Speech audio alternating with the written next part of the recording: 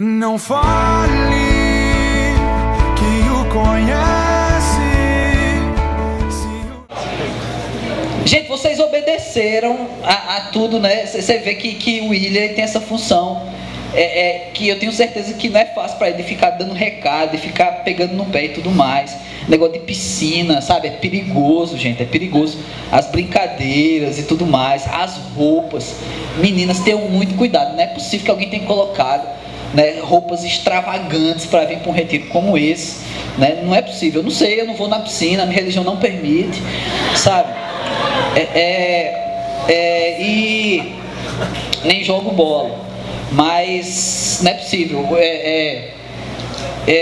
Fio dental, gente, é perigoso, mas fio dental sangra. Uma vez eu usei e fiquei cuspindo sangue o dia todo, né? Vocês estão pensando no fio dental do dente mesmo, vocês estão pensando em bobagem, não. Mas o negócio é perigoso. O pessoal mais velho agora nunca vai querer me ver aqui. Vai dizer pra ele, esse cara... Depois que eu falei essa, eu estava me segurando para não falar essa. Gente, eu queria pedir uma coisa a vocês, papo sério. Quando vocês forem na cozinha, na boca da cozinha ali, comer, e tiver a oportunidade, então, quando estiver circulando, encontrar as senhoras, o pessoal que está da cozinha, agradeça. Sabe, gente, não é fácil não fazer comida para essa turma toda aqui. Hoje teve feijoada, um negócio maravilhoso. E ainda assim tem gente que não gosta de feijoada. E aí fizeram uma outra opção. Ainda tem um cara da farinha. Quem foi o cara da farinha, hein? Quando o William estava dando o aviso aqui, farinha, tem farinha? O William perguntou, gente, quem não gosta de feijoada? Aí o Alberto, tem farinha? Sabe, olha, o Alberto é o cara para assuntos aleatórios. Quando você precisar de alguém que mude totalmente de assunto, você está falando mal de alguém, aí chegou o assunto, chama o Alberto. Ele muda o assunto na hora. Você está falando de carro, sei lá, você está falando de time de futebol. Aí chegou o Alberto, eu odeio cachorro. Sabe? Ele é o cara para assuntos aleatórios. Conte com ele. Alberto é o cara para isso. Farinha, ele é o cara da farinha. Esse negócio não saiu da minha cabeça, sabe? Mas voltando para a cozinha, quem é a irmã líder lá da cozinha? Graça. Então, gente, olha, agradeça. Chega lá na irmã Graça, agradeça, porque não deixe para agradecer só no último dia, não. Faz isso todo dia, sabe? Não é fácil, não. É muita comida. E quem já trabalhou com isso, ou então tem ideia de como funciona, não é fácil fazer comida para tanta gente assim, não. E tem sido muito bom para nós. Na realidade, a gente nem merece tudo isso. A gente está comendo pela graça.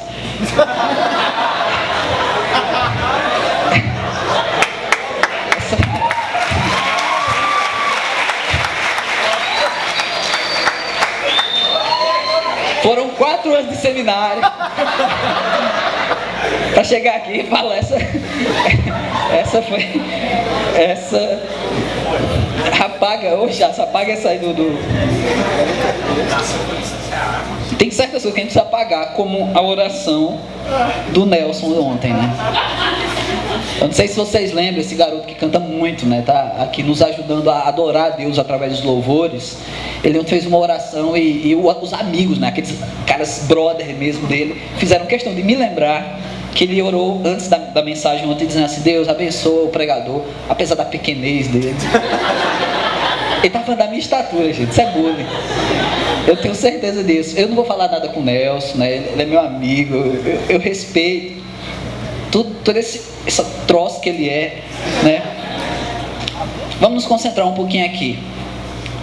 Gente, quem é de Deus, levanta a mão. Não faça isso não, não faça isso. Eu morro de vergonha disso. Essa é uma daquelas frases de impacto proferidas em tom de grito de guerra em shows evangélicos. Eu não sei se você já ouviu isso, eu já ouvi. Quem é de Deus, levanta a mão. Já vi pregador Lu fazendo isso. Eu já vi outros aí que eu tenho vergonha, mas eu estava lá por outra razão no show e tudo mais. Shows dessa natureza são hoje uma bela forma de arrecadar dinheiro de um público duplamente fiel aos seus ídolos.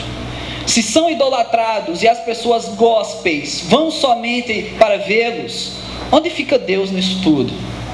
Eu também não fico surpreso. Antes da gente continuar aqui, E se eu falei ontem de algum ídolo seu, de alguém que você gosta, de alguém que você curte e tudo mais, gente, você não precisa concordar, né? O meu chefe do Ministério Prega a Palavra, quando ele escreve uma coisa, uma opinião dele no Facebook, aliás, Facebook é um lugar para você colocar opinião mesmo, né? Tem gente que se ofende com o que você escreve, mas é opinião. E aí ele coloca assim, para pensar, não precisa concordar, né? O meu chefe é o Eduardo, lá de São Paulo. E aí a mesma coisa, você não precisa concordar comigo, não precisa ficar com raivinha, sabe? Agora ser o meu inimigo, público número 1 e tudo mais. É opinião, você não precisa concordar comigo. E aí, eu fico surpreso quando muitos evangélicos nem lembram na segunda-feira daquilo que foi pregado no fim de semana na sua igreja. Que foi pregado domingo passado na sua igreja, você lembra? Sabe? Não precisa falar. Igrejas que não querem carregar o título de tradicionais alimentam seus cultos com uma série de apresentações e ministrações que causam um belo entretenimento aos ouvintes e até emocionam e envolvem as pessoas, mas pouco edifica no conhecimento bíblico. O perigo de tudo isso é o que as pessoas estão levando para casa dos cultos, dos shows. Você vai, se diverte. Show gospel hoje, quando lota, né, casa de show e tudo mais, é uma agonia, sabe?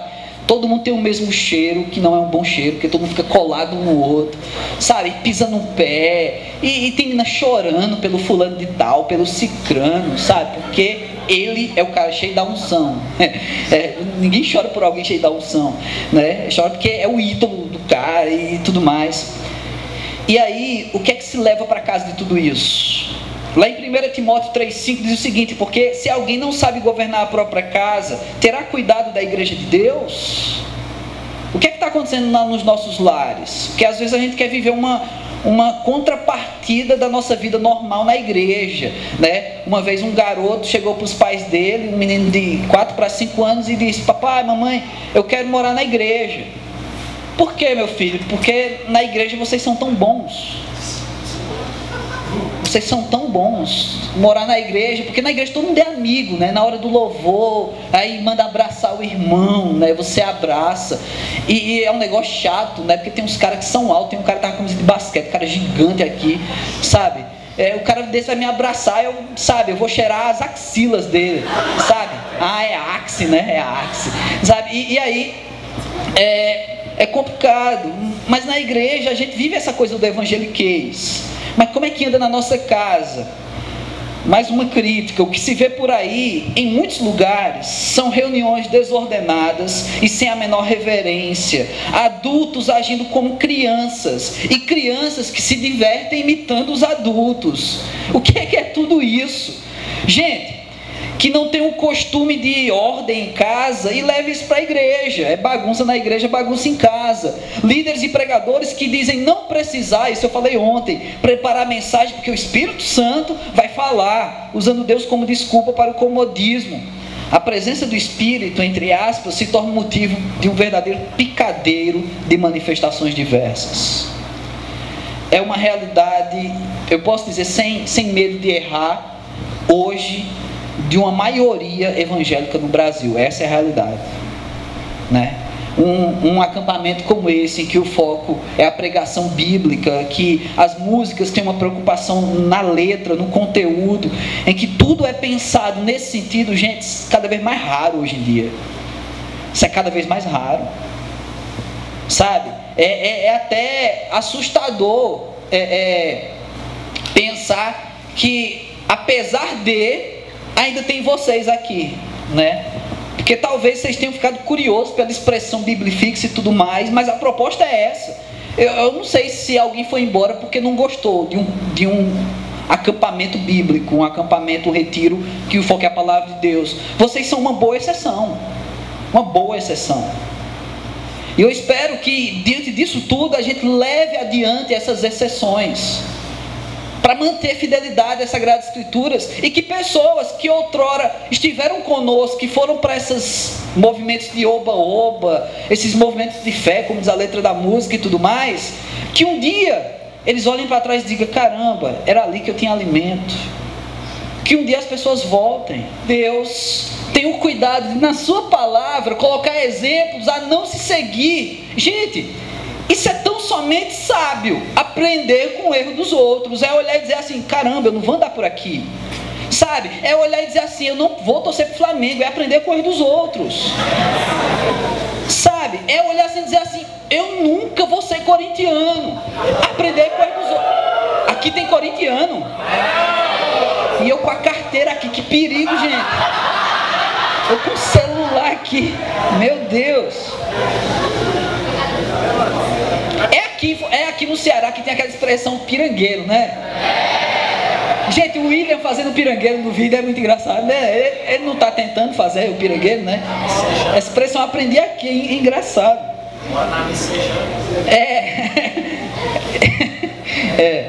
Cuidado. E aí, voltando para a epístola, 1 Timóteo. Gente, vocês sabem o que é uma epístola. A epístola é uma carta que a gente vê na palavra de Deus. A ideia de carta é uma ideia que está um pouquinho distante da nossa realidade. Quantos aqui já escreveu uma carta e mandou pelo correio? É um negócio cada vez mais raro hoje em dia. Você já escreveu carta e mandou pelo correio, Pablo? Papai Noel. Ok, o Papai Noel. Querido Papai Noel, eu quero aquele pônei. Aquele pônei cor-de-rosa no Natal. Gente, a palavra de Deus tem dentro do nosso Novo Testamento algumas cartas. Mas a ideia de carta, ela está um pouco distante da nossa realidade. Escrever carta, era preciso ter um certo conhecimento de escrita. Você fazia uma introdução, um desenvolvimento, uma conclusão, você vai ver redação do Enem, é uma vergonha. O brasileiro não sabe escrever direito. Sabe? Até publiquei recentemente uma charge no Instagram, dizendo assim, pessoas que escrevem sege e menas na internet, escrevendo impeachment, é porque o negócio está feio mesmo, sabe?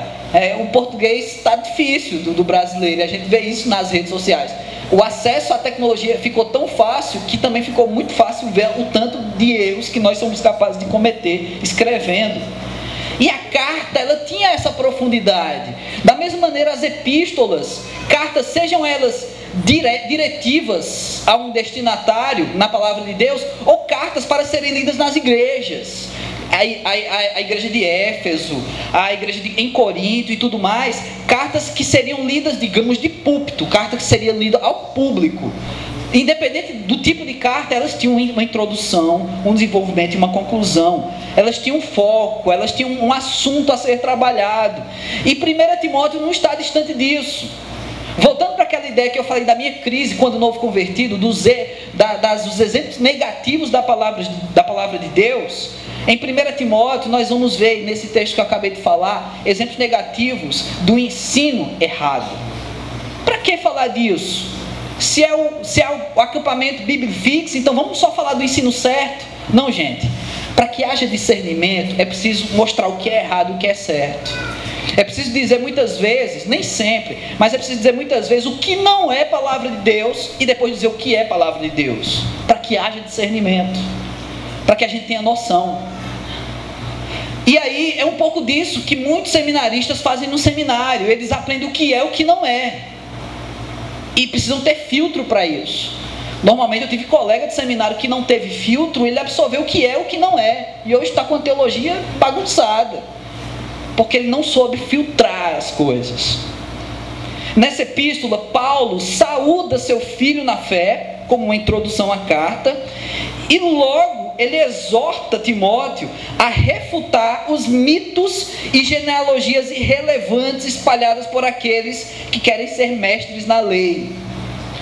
Com um passado negro, né, como uma garota que eu conheci, que foi para shows aí, o primeiro show da vida dela e tudo mais, com um passado negro, né, uma piada um pouco interna, não vou revelar aqui a fotógrafa e tudo mais, quem é. Paulo é um belo exemplo de misericórdia divina. Ele eleva louvores a Deus por tê-lo chamado para pregar a Cristo.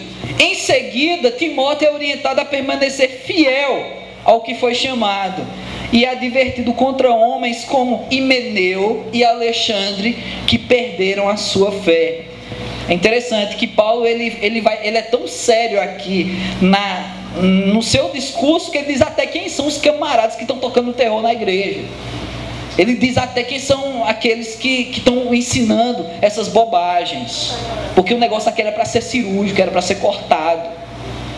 Eu acho que a partir dessa consideração, antes mesmo de entrar no texto que foi lido, que é a base da nossa mensagem, a gente precisa entender uma coisa.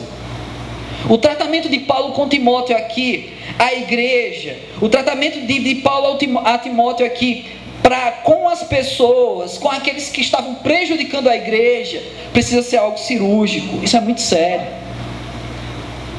Deixa também Deus tirar as heresias da tua vida de modo cirúrgico, porque as heresias da tua vida também têm nome. Aqui eram algumas figuras que estavam ensinando heresia na igreja. Às vezes, muitos achismos que nós temos em relação a Deus são verdadeiras heresias. Deixa Deus arrancar isso da sua vida de modo cirúrgico, que você não precisa disso. Você não precisa dessas coisas. Gente, e uma coisa séria quando se trata de heresia não é o fato de ter dúvidas. Ter dúvidas na fé, isso vai nos acompanhar a vida inteira. Nós somos suscetíveis a essas coisas. Mas quando se tem dúvida, tenha a humildade de perguntar a alguém a respeito dessas dúvidas, de buscar na palavra de Deus as respostas, e não fique só nas dúvidas. O problema é quando a gente não consegue sair delas, fica para sempre nas dúvidas, e aí é um grande problema, porque duvidando por duvidar, o inferno vai estar cheio de cristãos, cheio de dúvidas, porque nunca chegaram a uma conclusão, nunca acreditaram fielmente na ressurreição de Cristo, na salvação nele. Gente, isso aqui é muito sério. Não que é a sua fé que vai te salvar, mas a sua fé vai te manter fixo, com os olhos retos e diretos naquele a quem veio nos salvar. E nós vamos aprender muito com ele. Temos muito ainda a aprender. Eu não sei aqui quem é o mais sábio na Bíblia. Sabe, tem gente que tem dom de até memorizar textos gigantescos da palavra de Deus, né? Como Pedro falou hoje de manhã, eu me identifiquei com ele, no sentido de que ele disse que tem uma dificuldade muito grande de memorização, de decorar e tudo mais. Eu também tenho, sabe? Eu fico perdido. Gente, se meu tablet apagar aqui, eu não sei o que vai ser de mim para pregar para vocês. Porque eu constantemente estou escrevendo, eu escrevo para a internet, eu estou escrevendo outras coisas, eu preparo aulas de curso e tudo mais, e tudo fica uma mistura na minha cabeça. Eu preciso de ter uma direção aqui, num papel virtual aqui, porque senão eu fico perdido. Voltando para o texto, se alguém me parasse e dissesse assim: olha, eu acabei de torcer meu pé, preciso ir para o hospital, me diz logo uma frase dessa tua mensagem que eu não vou poder ouvi-la, né? E eu dizia para o Richardson: o servo de Deus deve estar preparado para advertir falsos mestres e ensinar o verdadeiro significado do amor. O servo de Deus deve estar preparado para advertir os falsos mestres. Isso deve competir a todos nós. Você deve ter conhecimento suficiente a advertir ensinos errados. Todos vocês. Gente, não só cabe a teólogo, a seminarista, só não cabe a essas pessoas não, é cada um de nós. Você precisa. A gente sabe defender bobagens. Você sabe defender porque você torce para tal time, porque você veste tal roupa. Você sabe defender um monte de coisa. Sabe, até tem argumentos, né? No acampamento, eu até brinquei no início a respeito da roupa da piscina. Rapaz, já foi em acampamento que a menina, ela tinha toda uma explicação filosófica porque ela se veste daquele jeito, sabe, para defender, né, a exposição do corpo dela. Quando na realidade, gente, o que realmente a gente deveria defender, a gente fica assim, fica feito o Moisés do vídeo ontem, sabe? Fica se perguntando o porquê disso tudo. Estuda um pouquinho mais a Bíblia. Em primeiro lugar, nos versículos 3 e 4, nós temos a advertência de Paulo a Timóteo. Não que é o Timóteo que precisa ser advertido, mas ele é orientado a advertir. Conforme também lemos em Filipenses capítulo 2, versículo 19, diz o seguinte: espero, porém, no Senhor Jesus, mandai-vos Timóteo o mais breve possível, a fim de que eu me sinta animado também, tendo conhecimento da vossa situação. Paulo, estando próximo da libertação em Roma, da sua prisão em Roma, ele envia Timóteo a Filipos, a fim de ter conhecimento do caminhar da igreja lá, como é que a igreja está se desenvolvendo. A igreja é essa plantada por Paulo. E é evidente que ele planejou encontrar Timóteo em Éfeso, depois do seu regresso de Colossos, e delega a tarefa de dar o devido trato aos falsos mestres a Timóteo. Escreve para que ninguém o questione sua autoridade. Era costume da época de cartas, mesmo essa dirigida a Timóteo, ser lida diante de toda a igreja. E isso dava essa autoridade a Timóteo, sendo ele jovem, alguém, um senhor da igreja, não o Senhor Jesus, o Senhor da igreja Jesus, mas um missionário um pouco mais experiente, mais velho, que era Paulo, que havia plantado aquela igreja, dá uma ordem, e essa ordem, quando lida diante da congregação, as pessoas dão razão a Timóteo, porque Timóteo, de repente, se ele parte sozinho, defendendo a igreja, defendendo a fé, defendendo aquilo que ele aprendeu, as pessoas podem dizer: cala a boca, você é muito jovem. Mas aí ele tem essa base, que é a palavra de Paulo orientando a ele. Nós temos essa base diante de nós. A palavra, não apenas de Paulo, mas toda a palavra de Deus já foi nos dada. Ou seja, não é uma autoridadezinha, mas também não é aquela autoridade que você é o super crente. Eu tenho autoridade, eu mando e aconteço. Não. Eu quero que você entenda a autoridade, desde que ela vinda da palavra de Deus, enquanto conhecimento nela é você atacar aqueles que estão em detrimento à nossa fé. Existe uma heresia gigantesca, me perdoe quem gostou, no filme Deus Não Está Morto, a qual ele usa a expressão no começo do filme, alerta spoiler, e no final do filme ele diz: eu vou defender Deus. Ninguém defende Deus. Você defende a sua fé. Deus não precisa de advogados. Você defende a sua fé. Mas o perigo é que esse filme é visto por pessoas que não têm filtro, pessoas que não têm fé, e eles entendem justamente o que o cara falou, defender Deus, e ele aprende isso. O problema não é esse público gospel, é o público não gospel ouvir essas coisas. Mas voltando, aprenda a defender a sua fé. Eu chego lá na cidade onde nós estamos, eu e a minha esposa Simone, há quase 2 anos, né? A gente é recém-casado, a gente casou e depois da lua de mel fomos morar numa terra nova, coisa de missionário, maluquice de missionário, né? Eu tentei realizar um sonho meu, sabe, de criança na vida da Simone, a minha esposa. Eu gosto de contar essa história sempre que ela está presente, né? Homenageando ela. Quando eu era criança, eu queria ser inventor, eu queria inventar coisas, né? Porque eu tenho que falar quando eu era criança, porque quando eu falo quando eu era menor, a pessoa fica assim: mas quando você cresceu? Eu nasci desse tamanho, sabe? Quando eu era criança, eu queria ser inventor, né? E eu pensava: quando eu crescer, eu vou ser inventor. Aí eu nunca cresci, aí resultado, né? E aí uma das minhas invenções que eu tive ideia ao longo dos anos que foram passando era que quando eu fosse casar, a pessoa que Deus colocou na minha vida, né? A pessoa que Deus, para bom entendedor, uma imagem basta, né?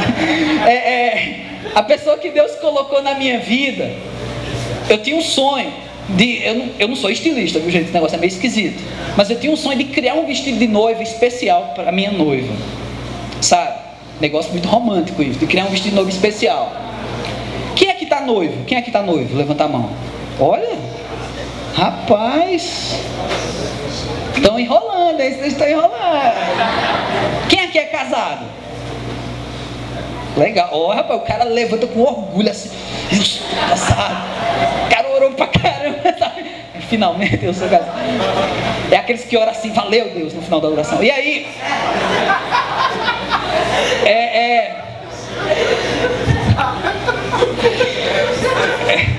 e aí, a minha ideia, o vestido de noiva era a seguinte: porque quando vai casar, a gente não fica chocado comigo, mas quando vai casar, a noiva, ela está preocupada com a recepção, com a igreja, ela está preocupada que tudo fique perfeito, com o vestido, com a maquiagem, com o cabelo. É uma preocupação. A noiva, o dia é só para ela se arrumar para ficar perfeita. A preocupação do noivo é depois do casamento tirar tudo aquilo. Não fique chocado comigo não. Eu sei que tem menino de 10 anos aqui, meu Deus, me perdoa. Acho que eles nem entenderam, mas eu espero que eles ainda estejam assistindo na hora da aventura.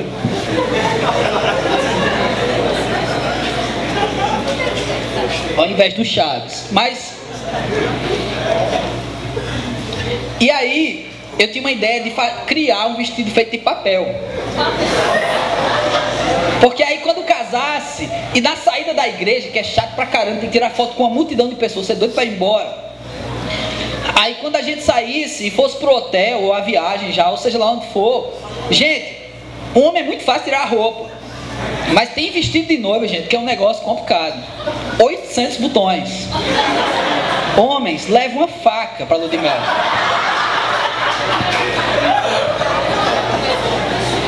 E aí, se a Simone tivesse com vestido de papel, ela ia pro chuveiro.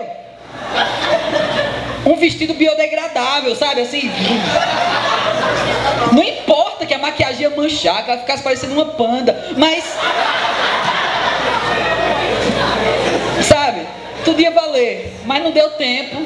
A Simone atendeu minhas orações, porque eu já falava a respeito dessa minha invenção quando nós estávamos noivos, quando estava namorando, já matava ela de vergonha. Quando eu preguei alguns congressos sobre sexualidade, e tinha uma das palavras, era 12 passos para esperar até o casamento. E aí eu falava sobre essa minha invenção, e ela aprendeu a não ficar vermelha, né, quando eu falasse disso. E não deu certo, eu não tive tempo de criar esse vestido. E a Simone usou um vestido com zíper. Deus é bom, viu?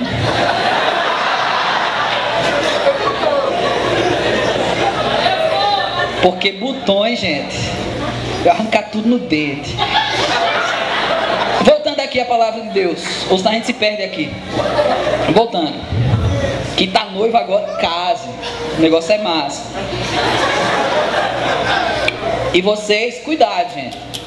Não vamos namorar muito novinho, não. A gente tem uns absurdos aí. Porque o ficar gospel é um permanecer, né? O gospel não fica, ele permanece, né? Para não ficar, ele permanece 2 semanas, mas não é ficar. É um namoro de 2 semanas, sabe? Vocês não enganam ninguém é bobo não, sabe? Sinceramente, eu sei que essa palavra não tem nada a ver, é só um parêntese aqui dentro de outro parêntese. Mas gente, vocês muito novos, a prioridade da vida de vocês ainda é estudar, sabe? É fazer um concurso lá pra frente e tudo mais. A prioridade de vocês não é casar. Então invistam hoje na prioridade, porque os namoros começam a ter crise quando tem choque de prioridade. E pior, com o apelo à sexualidade que a gente tem, as coisas começam a acontecer antes do momento certo, que deveriam acontecer dentro do ambiente de casados, não acontece antes, e aí você tem que queimar etapas, e as prioridades ficam todas misturadas, e aí começam as crises. Hoje no Brasil, 25% dos casamentos estão terminando em divórcio, 1/4. Isso é assustador, inclusive de líderes de igrejas. Isso ainda é mais assustador. Então não façam parte desses números não, sabe? Seja sábio quanto a isso, né? O Pedro hoje pela manhã falou da intelectualidade em relação à fé, mas intelectualidade em relação à cultura também. Vamos olhar para essa cultura e dizer assim, isso é uma porcaria. Essa cultura do Big Brother, essa cultura das novelas. Lá em casa a gente nem assiste Globo, lá em casa não passa Globo, sabe? Eu sei, esse cara é muito radical e tudo mais. Gente, o que é que presta na Globo? Globo Esporte. Você tem opção de esporte em outros canais. Você tem opção. Inclusive hoje com acesso à internet, você vai na notícia que você quer. Eu torço pro Fortaleza. Você vai ver a notícia do Fortaleza, porque em outro lugar você não vai ver. Olha, eu não torço pra time nenhum daqui, viu? É só pra gente interagir um pouco. Só pra gente interagir um pouco. Voltando para o texto, é interessante também no contexto, em 1 Timóteo, presta atenção, que Paulo, e me desculpa se eu fugir tanto do texto, que Paulo conhecia bem aqueles falsos mestres. Ele não envia essa advertência baseada em achismos. Olha igreja, eu acho que vocês estão aprendendo alguma coisa errada. Não, Paulo conhecia.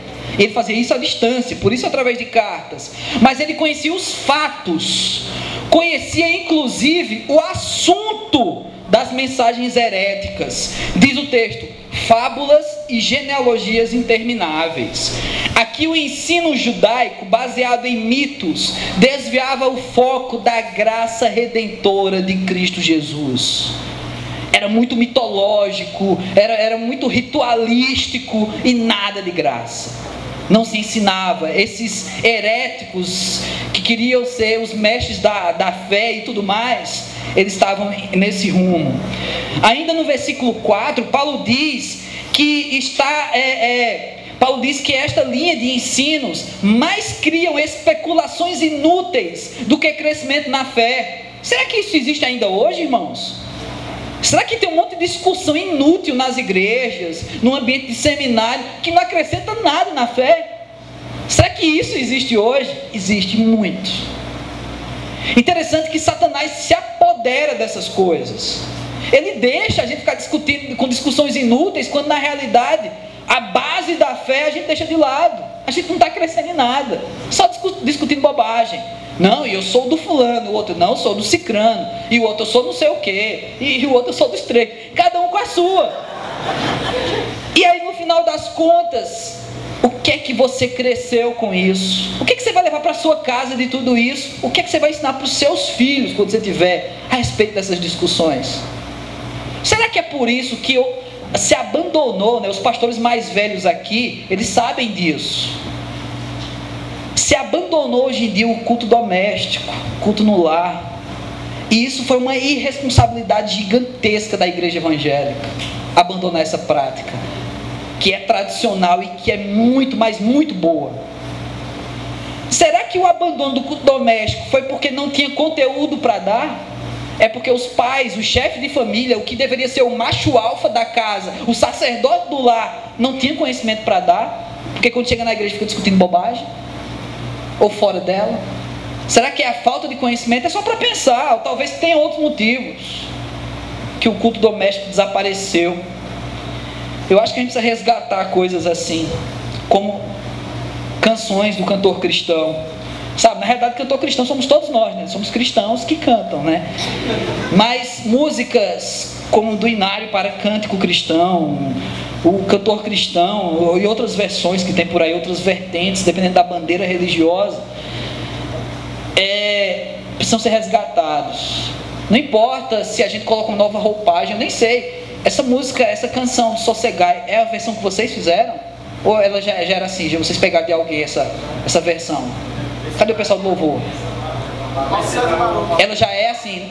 O Paulo César Baruch fez essa versão.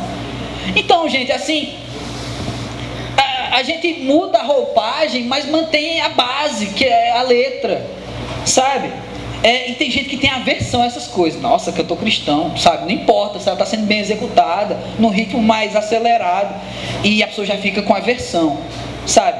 Gente, eu acho que a gente precisa aprender muita coisa com os antigos.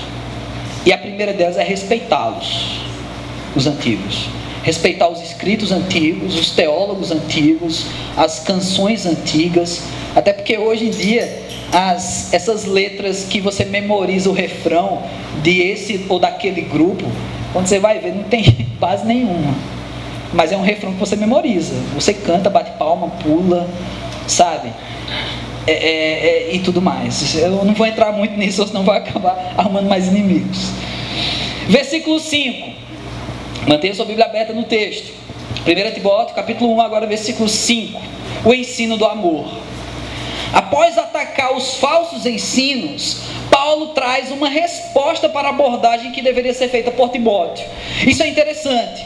O alvo desse ensino deve ser o amor. Está todo mundo cantando errado, sim. E o que é certo?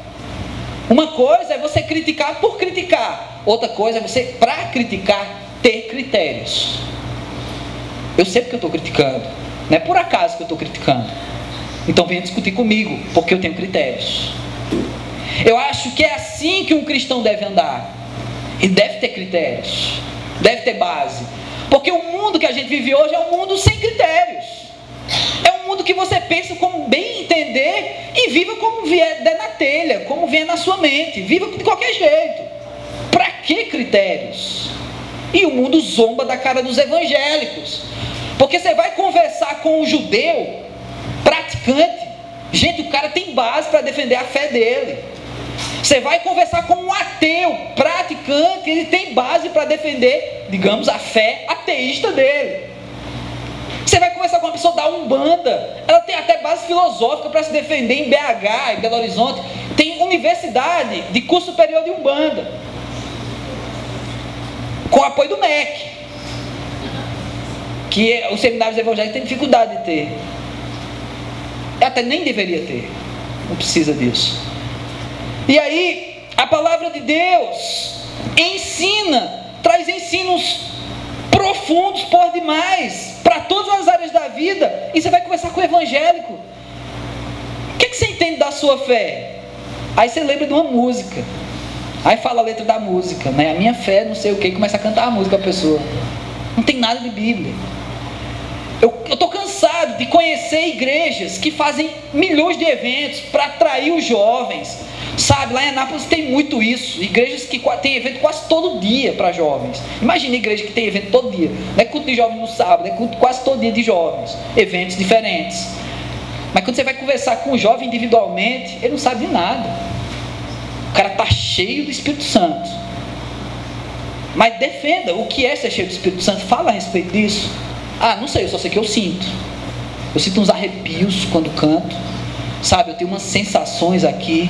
Sabe, aí você vai conversar com a farmacêutica, se você estiver tendo sensações estranhas. O teólogo Geoffrey Wilson, ele faz uma bela definição desses três aspectos do versículo 5. Em primeiro lugar, ele fala do coração puro, que diz no versículo 5. Nas Escrituras, o coração corresponde à totalidade do ser humano, o seu íntimo, conforme também lá em Provérbios 4, 23. É assim, um coração puro, ele indica uma radical renovação do interior, que habilita o homem para amar e servir a Deus com sincera devoção, conforme Mateus 5:8. Coração puro, a gente falou um pouco de pureza ontem, a respeito do texto que nós aplicamos em Salmo 119. E aqui ele continua nessa ideia, nessa proposta de um coração, uma totalidade do ser que busca essa pureza. Em seguida, ele fala a respeito de uma boa consciência, conforme também no versículo 5. A palavra consciência significa literalmente um conhecer com. E é o termo frequentemente empregado por Paulo para designar a faculdade inata de julgamento pessoal próprio, pelo qual ele prova seus pensamentos e suas ações, conforme a gente vai ver lá em Romanos 2,15. Paulo, ele fala dessa boa consciência, é se realmente você está tendo conhecimento de si mesmo em relação à fé. O meu conhecimento com a fé, ele caminha junto, ele está em paralelo. E aí isso resulta nas práticas. O que você se diz ser cristão hoje em dia tem tudo a ver com o conhecimento que você tem e o seu dia a dia, no ambiente de trabalho, na faculdade, na escola, em casa. É esse o conhecimento que você carrega? Ou é apenas no ambiente de igreja, no ambiente dos crentes lá? E por último ele fala das três expressões da fé não fingida. Aqui ele está apontando mais uma vez os falsos mestres. Paulo fala de uma fé não hipócrita, que não precisa de máscara para esconder a sua inverdade. Porque era assim que os fariseus faziam. Eles se revestiam de uma religiosidade para esconder a falsidade da fé que era proclamada. Porque eles mesmos sabiam que era impossível alcançar aquilo que eles tentavam aplicar às pessoas. E eles se revestiam de religiosidade. Mas será que isso só acontecia naquele tempo? Será que na igreja a gente não corre esse risco de nos revestir de uma religiosidade e nos mascarar de uma fé, quando na realidade nós nem temos essa fé? Quando na realidade nós não conseguimos nem esconder aquilo que nós nem cremos das pessoas, uma inverdade, ou como o Pedro hoje pela manhã falou muito bem, meias verdades, que são mentiras. E aí Paulo, ele segue no conselho a Timóteo, agora nos versículos 5 e 6, a respeito das consequências do falso ensino. E eu preciso me concentrar um pouco mais nesse ponto. Aqui a gente precisa ter um olhar com muito mais cuidado, um olhar mais cirúrgico a tratar isso em nós. Porque entender ou não se é falso ou não ensino é uma coisa, mas vivê-lo, mesmo sem entender, pode atrair consequências para você, mesmo que você seja ignorante ao falso ensino. A palavra de Deus, ela foi nos dada para ser conhecida, e aqueles que a conhecem, foi dado a levar outros a conhecer. Proclamação, ensinar as pessoas que o ministério da reconciliação prevalece, não acabou, e que o Cristo que você conhece, a graça redentora, estar à mesa do banquete do Cordeiro Pascual, você teve acesso a essa mesa, as outras pessoas também precisam ter. Quando você guarda esse conhecimento, você está inibindo, você está tomando a oportunidade das pessoas deveriam ter de conhecer a Cristo. Eu preciso conhecer. Eu não posso pensar que o ignorante, apenas por não saber, nada vai acontecer a ele, porque o falso ensino, ele traz consequências. O falso ensino, protagonizado pelos falsos profetas, geram desviados que vivem de conversas tolas, ou seja, pensamentos inúteis, vãos e sem sentido, quando ministrados a pessoas sem critérios, produz tão só e simplesmente discussões inúteis. Líderes que não sabem do que estão falando e pessoas que não sabem do que estão ouvindo. Conversas vãs e sem sentido que consequentemente afastam as pessoas da fé. E o pior de tudo, gente, é essa sensação que infelizmente o Brasil tem muito disso. É a sensação de pessoas que estão na casa de Deus, quando na realidade estão muito longe dela. É a sensação de pessoas que acham que estão mergulhadas na fé, quando na realidade pagam para entrar no templo de Salomão e acham que tem sua fé revestida e estão longe pra caramba da proposta de Deus. E líderes que estão nadando em dinheiro por causa de tudo isso e não estão nem aí. Eu não vou julgar esses líderes, é Deus. Mas a gente precisa aprender a refutar esse tipo de coisa. Não apenas falar mal. O Edir Macedo é um cara que não vale nada. Mas por que ele não vale nada? O que é que está errado no que ele fala? E por que a igreja dele só cresce? Você precisa saber. Você precisa saber o que é que está errado para criticar. Ou então não critique, meu irmão. Não critique, fique calado. Se você não sabe por que está errado. Se você não critica o Valdomiro, o R.R. Soares e tantos outros, você não sabe por que criticá-los. Porque se você for conversar com líderes das igrejas deles, é capaz deles fazer você passar vergonha. Porque eles sabem muito mais Bíblia que muitos de nós aqui. Sabem, só usam errado, mas sabem. Eles sabem dos textos. Os caras memorizam pra caramba.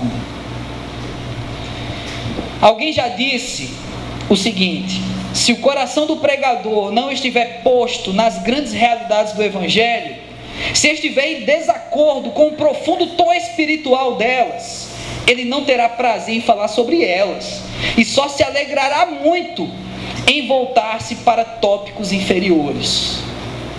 Isso é para aqueles que estão estudando no seminário, para líderes, para pessoas que já têm hoje a oportunidade de pregar. Se o seu coração não está em acordo com as Sagradas Escrituras, se você não tem buscado as Sagradas Escrituras e você tem a oportunidade de pregar, você não vai sentir alegria em falar delas, porque você não está de acordo com elas. Você só vai sentir alegria em falar dos pontos inferiores, daquilo que está à margem das Escrituras. Aí fala. Talvez seja por isso que tem tanto pregador por aí que não usa mais Bíblia. Deve ser por isso que quando você vai em certos shows gospel, o cara cita um texto e a mensagem de 3 pontos. O cara cita o texto, foge do texto e nunca mais volta ao texto. Porque falar do texto não é a vida do cara. Ele vai se envergonhar se ele falar do texto. É pesado isso. Ser um proclamador da Sagrada Escritura é pesado, gente. Eu não sou perfeito. Essa mesma palavra que muitas vezes nos traz um pesar, que julga nossos corações e nossas intenções, a ação do Espírito Santo de Deus, faz o mesmo comigo, pregador. Eu falo não porque eu acho que eu tenho direito sobre essa palavra, ou porque eu sou perfeito nela. Eu estou no mesmo barco que vocês, irmãos. Eu estou vivendo as mesmas dificuldades, tenho as mesmas crises que vocês. As mesmas orações, Deus abre os meus olhos, me dá prazer em meditar na tua lei. As mesmas orações. Eu não tenho poder sobre vocês, eu não sei mais do que vocês. Talvez no meu percurso de caminhada de fé, Deus venha abrindo portas em que eu tenho tido oportunidades. A única coisa que diferente é essa. Mas a gente está no mesmo barco. E todos nós somos chamados a uma reverência diante da palavra de Deus, a saber que não é uma reverência de se ajoelhar diante da palavra como algo místico, ela tem poder, então vem palavra sobre mim, mas é a reverência de nos debruçar na palavra de Deus e deixar que ela nos ensine, deixar que ela fale aos nossos corações. Somos preguiçosos demais para isso. Eu já conheci uma galera que lê as Crônicas do Gelo e do Fogo, lê os livros de Walking Dead, lê um monte de baboseira aí, sabe? Game of Thrones, são livros dessa grossura, que tem personagem, toda página aparece uns 500 personagens. Eu conheço adolescente que memoriza o nome de todos, que sabe que todo personagem faz. Mas a Bíblia é muito chata de ler. É muita coisa, é muito personagem, sabe? É difícil de entender. Mas esses livrinhos você lê, você entende, né? Teve uma época atrás, né, a explosão do Harry Potter, né? Quem leu, se perguntar, a pessoa ainda sabe. E se falar errado, defende. Não é isso não. É o fulano de tal. O negócio da varinha lá, é isso que ele fala para dar certo. A pessoa ainda hoje sabe. Mas pergunta o que foi que o pastor pregou domingo passado. No versículo 7 desse texto, temos essa fala que veio, que creio que ela traz uma certa ironia de Paulo. Ele fala: querem ser doutores, mas nem sequer sabem o que dizem, né? Uma interpretação livre aqui minha, a respeito do que Paulo realmente falou. É comum, gente, a falsos mestres, a autoproclamação de que eles são sábios, doutores, né? Eu não posso ser mais pastor, agora eu sou bispo da igreja. Não, na minha igreja já tem muitos bispos, agora eu sou apóstolo. E aí o cara, ele se autoproclama, porque ele é o cara. De que eles são sábios, de que eles são doutores do conhecimento. Isso é muito comum. E isso se reflete a todos aqueles que se desviam do evangelho. A autoproclamação. Na realidade eu não sou nada. Pois anunciam seus erros com a obstinada segurança nascida da ignorância. É no não saber que ele pelo menos diz que acha que sabe. E quando ele diz que acha que sabe com muita veemência, com muita segurança, as pessoas acreditam. Então ele deve saber mesmo. Na realidade o cara não sabe. E as pessoas confirmam pela segurança, porque não tem palavra. Porque não tem segurança na palavra de Deus. Então acreditam no que o cara fala. Por isso que é um costume meu, quando prego, dizer assim: mantenha sua Bíblia aberta e confira se eu não estou falando besteira. Todos nós podemos errar. Eu posso falar uma coisa aqui e você diz: epa, né? Está errado esse negócio. Você pulou um texto, você está falando uma coisa que não está no texto. Faça isso é saudável demais. Agora, para criticar, como eu falei anteriormente, tenha critérios, tenha Bíblia na sua vida. Não adianta criticar só a interpretação de texto, criticar conjugação verbal. Não é isso que eu quero não para você. Eu quero que você aprenda o texto bíblico. Eu quero que você vá um pouco mais longe. Contudo, o início da carta de Paulo a Timóteo leva-nos a entender tamanha importância em conhecer bem e dominar as Sagradas Escrituras, conhecer o certo e conhecer o errado também, com cuidado de defender a verdade de Deus e também não nos envolver na ignorância da exaltação de si mesmo e também nas discussões sem sentido. Tome isso para a sua vida. Aprenda a discutir com base bíblica. Essas discussões, elas vão te fazer crescer também, vão levar outros a crescer.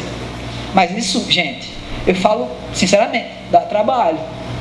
Se você não quer ter trabalho, então, meu amigo, vá para a Universal, sabe? Você não vai precisar ler Bíblia, sabe? Você só vai precisar gastar todo o seu dinheiro lá dentro, né?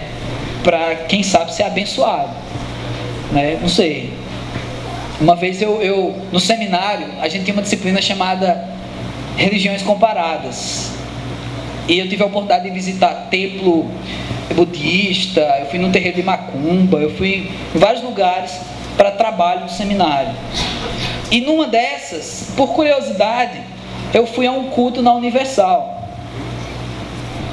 E aí eu, seminarista, eu estava com o último dinheirozinho que restava no meu mês. Era R$30, 3 notas de 10. E eu fui com mais 2 seminaristas que não tinham nada no bolso. Aí o cara ia, a gente estava participando como se a gente estivesse num movimento, né, da Universal, para a gente tentar sentir o que era aquilo, né? Tudo isso criticamente, claro, para avaliar. E aí o pregador disse lá, olha, se você... A gente quer abençoar seu dinheiro agora e Deus... A gente quer fazer uma oração para Deus abençoar o seu dinheiro. Aí eu, opa, já fiquei ligado, né? E aí eu pensei, não, ele vai abençoar só o dinheiro, vai orar pelo meu dinheiro, tudo bem. Bobinho eu, né? Eu calouro, né? Seminarista novinho, né? Bobo pra caramba. E aí... Não que todo seminarista novinho é bobo, viu, gente? Também não pense assim, né? Não fazer bullying com esses meninos, né? Esses não sabem nada, mas aí... sabe nada, inocente. E aí, quando eu comecei, e ele começou a falar desse negócio do dinheiro, ele falou assim, olha, mas abençoa teu amigo, só para abençoar teu dinheiro. Esse dinheiro não é dele, esse dinheiro é seu. Se você estiver sentado perto de alguém que não tem dinheiro, empresta para ele. Ele falou empresta, aí eu entendi, empresta para ele, que Deus vai abençoar tanto a ele quanto o seu dinheiro. Aí eu tinha 3 notas de 10, eu estava com 2 seminários que não tinha nada, eu dei uma nota de 10 para um e dei outra nota de 10 para outro. Aí o cara fez a oração da bênção do dinheiro, seguindo a oração, ele chamou todo mundo para frente e todo mundo depositou na fogueira santa. E eu perdi R$30. Até hoje isso não voltou. Eu vou lá na Universal, quando eu voltar lá em Recife, vou pedir, né, que eles me restituam, né. Eu peço até para eles cantar essa música, né. Devolve de volta que é meu dinheiro, sabe? Que você jogar na fogueira santa, eu quero, né? Que você disse que ia abençoar, eu quero meu dinheiro abençoado de volta, né? Levaram meus R$30 e eu passei o resto do mês sem nada. Com tudo isso, eu quero que você se preocupe a entender que se há exemplos deveras negativos na palavra de Deus, é para ensinar o quanto eu preciso aprender com o erro dos outros. Seja sábio, não cometa esses erros, aprenda. E também seja sábio no ponto de aprender a ser exortado e também combater as falsas doutrinas. Não apenas dizer que é errado, mas por que é errado. O que é que a Bíblia diz a respeito disso? Siga esse caminho e eu tenho certeza que você vai crescer muito com isso. Siga esse caminho e baseado naquela crítica que eu fiz a respeito do culto do lar, eu tenho certeza que você vai poder dar muita base para os seus filhos. É dessa maneira. Porque hoje muita gente está sendo criada em lar cristão e não está recebendo nada, não está ouvindo nada, não está nem sequer recebendo os pais. Às vezes pessoas nascem lá cristão e os pais não fazem nem questão de ir para a escola bíblica. Resultado, o filho também não vai fazer questão de estudar a Bíblia. E isso vai passando de uma geração para outra. E a gente está vivendo o Brasil que a gente está vivendo hoje, o Brasil evangelical, sem seriedade na palavra de Deus. Como eu falei no início, elogiando vocês, nós somos parte de um retiro hoje raro no Brasil. Então vamos levar essa raridade adiante. Não a canção, pelo amor de Deus, mas vamos levar adiante essa postura dentro da palavra de Deus. Muito mais que vestir uma camisa com o nome Biblifix, mas tome isso para a sua vida. Encha-se da palavra de Deus. E é dessa maneira que eu quero orar por você nessa hora. Vamos ficar de pé?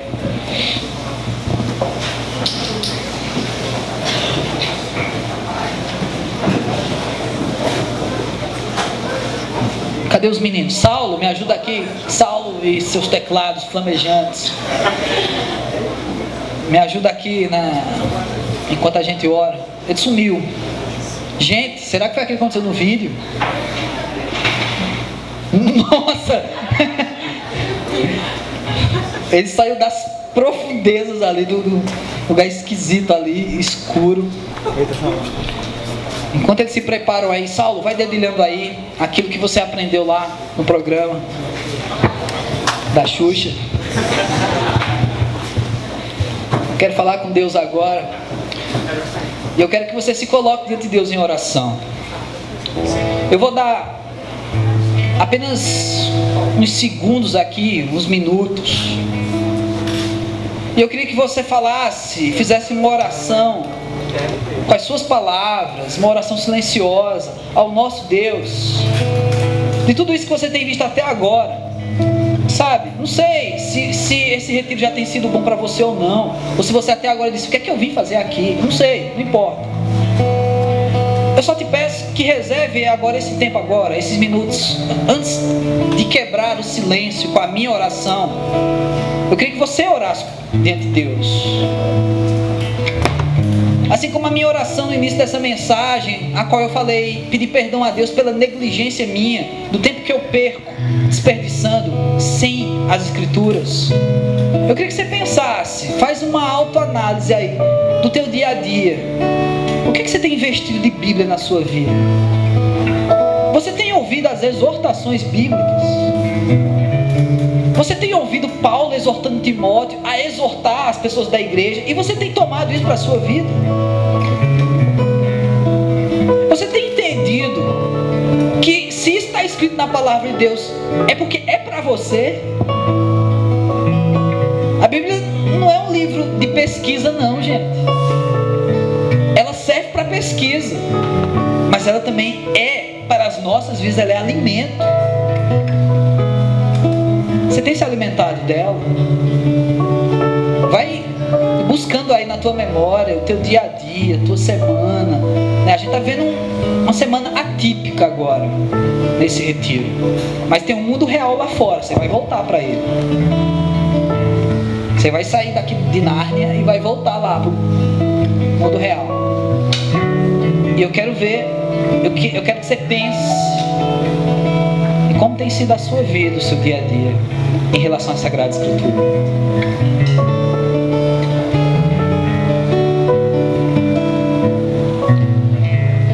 Deus, nós estamos aqui, Pai, diante de Ti, Senhor Deus, diante da Tua Palavra com muita vergonha.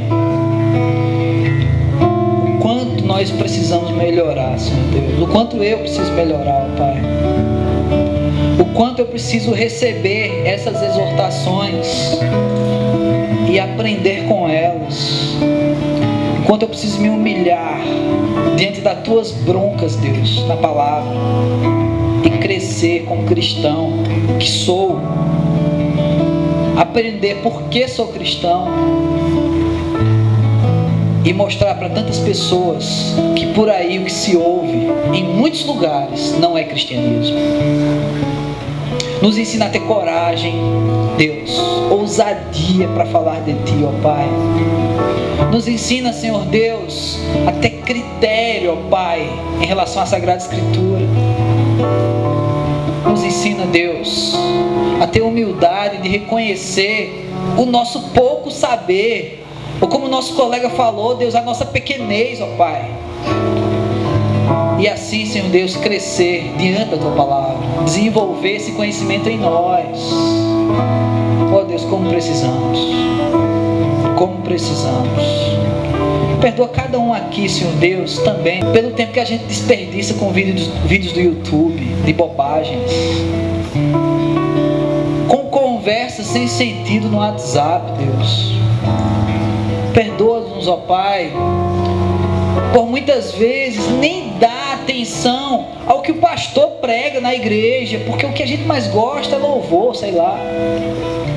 Deus, perdoa, Pai, pelos domingos de manhã que a gente não vai para a igreja simplesmente porque está com preguiça e não ouve, não aprende de Ti, ó Pai. Perdoa, Deus, porque essa geração toda, ó Pai, abriu mão de realizar cultos em casa. Nos perdoa, Pai.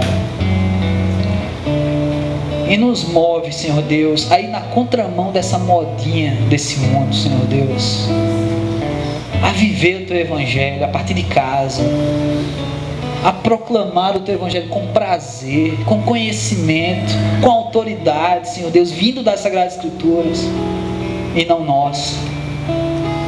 Aprender, Senhor Deus, a julgar as letras das músicas. Nos ensina, Deus, a enxergar as heresias e os hereges por trás dos grandes sucessos. Nos ensina, Deus, a ter humildade e muitas vezes reconhecer que aquilo que gostamos realmente não presta.